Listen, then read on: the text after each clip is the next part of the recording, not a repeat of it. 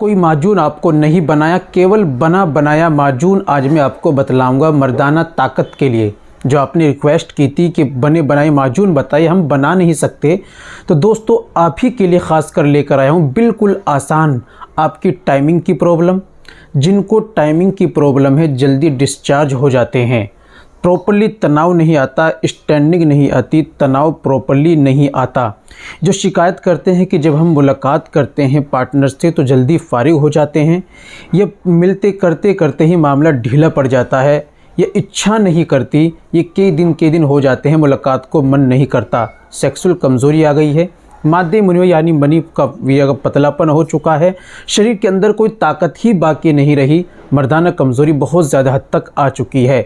तो उन तमाम भाइयों के लिए अपनी टाइमिंग को बढ़ाने के लिए, वीर्य को गाढ़ा रुकावट पैदा करने के लिए, मुकम्मल स्टैंडिंग, तनाव, जोश, इच्छा को जगाने के लिए ये माजून काफ़ी कारगर है और फुल इंजॉय करने के लिए बहुत ख़ास है।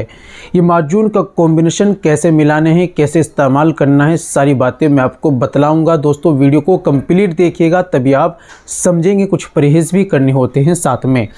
चलिए दोस्तों बिना देर करते हुए जान लेते हैं आज के नुस्खे के बारे में। तो ये बताने से पहले एक छोटी सी गुजारिश कि अगर आप हमारे चैनल पर नए आए हैं या अभी तक आपने हमारा चैनल सब्सक्राइब नहीं किया तो जल्दी से चैनल को सब्सक्राइब कर दें और बेल आइकन पर ऑल पर प्रेस कर दें। दोस्तों अगर फेसबुक पर देख रही है तो चैनल को फॉलो ज़रूर कर लें। चलिए शुरू करते हैं, जानते हैं।